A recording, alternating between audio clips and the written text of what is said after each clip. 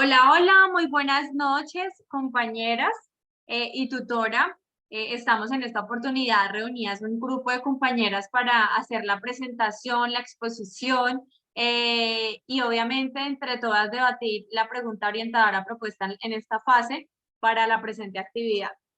En la materia de psicología, nosotras somos estudiantes del programa de psicología y en esta fase de modelos y metodologías estamos trabajando Alejandra Rengifo, Diana Consuelo Cedeño, Noira Mercedes Medina, Magda Lucero Mejía y quien les habla, Paula Andrea Perdomo, con la tutora Viviana Angarita, todas pertenecientes al grupo número 255 de la Universidad Nacional, abierta y a distancia. En esta oportunidad vamos a hablar del contexto histórico.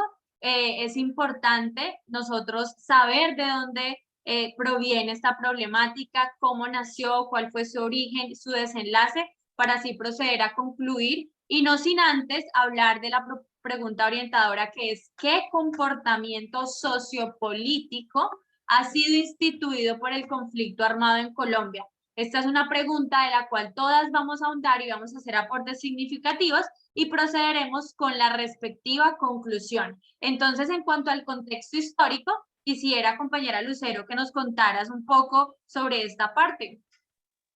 Bueno, muy buenas noches, compañeras y tutora. Para conocer el origen del conflicto armado en nuestro país, tenemos que remontarnos a los años de 1946 a 1958, donde a través de la mala relación de los partidos políticos liberales y conservadores, reconociendo el contexto social de nuestro país de la época que tenía tendencias machistas, analfabetismo, influencia de la política en las Fuerzas Armadas, entre otras, se demonta a que Colombia es un país a través de la historia constituido por ideales conservadores, donde el choque entre estos dos partidos generó el hito fundamental para reconocer el conflicto armado que fue el Bogotazo, a partir de la muerte de Jorge Eliezer Gaitán, donde la mayor parte de los campesinos toman las armas para defenderse del poder. Entonces, en un principio, este movimiento no era financiado por ningún ente, pero con el pasar de los años se financió a partir de los cultivos al margen de la ley, lo que desencadena que estos grupos financien las armas y generen problemáticas como el asesinato a campesinos, a líderes sociales, la violación de los derechos de la mujer, entre miles de problemáticas que generaron miles de muertes y que hoy en día se siguen vivenciando a raíz del abandono del Estado. Gracias, compañera Lucero, por el aporte, indudablemente. Como dice un dicho, valga la redundancia, quien no conoce la historia está condenado a repetirlo. Y por eso es importante en esta oportunidad hacer mención a la historia, a cómo nació, qué fue lo que sucedió y qué fue lo que dio origen a esto que hoy llamamos el conflicto armado en Colombia. Así que vamos a proceder en esta oportunidad a aportar todas de manera colaborativa sobre esta pregunta, la cual es, ¿qué comportamiento sociopolítico ha sido instituido por el conflicto armado en Colombia? ¿Tú qué nos puedes aportar, Alejandra? Buenas noches a cada una de las compañeras. Bueno, respecto a la pregunta, pues a causa del conflicto en Colombia armado, se han sucedido comportamientos sociopolíticos lastimosamente negativos, ¿no? Que generan grandes cambios de transformación social, cultural y corrupciones en las políticas a causa de las debilidades del Estado, ¿cierto? Muchos estallidos sociales y armados en Colombia pues se dan a causa de la desaprobación del Estado, ¿cierto? Por lo cual eso ha pasado pues a creaciones de grupos armados.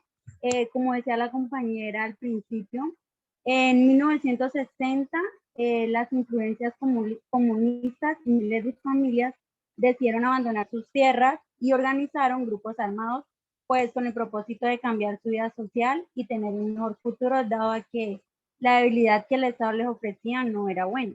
Entonces, pues la idea de ellos será crear un cambio social y político en el país.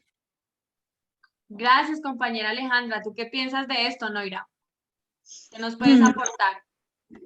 Bueno, compañeras, yo creo que, o considero que mientras que el fenómeno del conflicto armado en Colombia siga sucediendo y sigan habiendo reclutamiento de menores, de niñas y de niños, el conflicto armado en Colombia pues nunca va a terminar, sobre todo por los abusos de los menores de edad, de las niñas. A estas niñas pues las embarazan, las hacen abortar, y a los niños pues también les enseñan a asesinar, y luego pues cuando estos niños se reintegran a la sociedad, de ahí es que nacen pues los delincuentes, ¿no? Yo creo que el papel del gobierno es muy importante para la reinserción de estas personas, brindándoles pues unas buenas oportunidades de educación, de educación sobre todo, enseñándoles pues otra clase de actividades para que ellos monten sus empresas, y las niñas pues también, aparte de pues que tengan un tratamiento pues psicológico especial pues por todo lo que ellos han vivido y han pasado. Pero yo considero que mientras que siga habiendo reclutamiento forzado en nuestro país, esto no va a terminar nunca.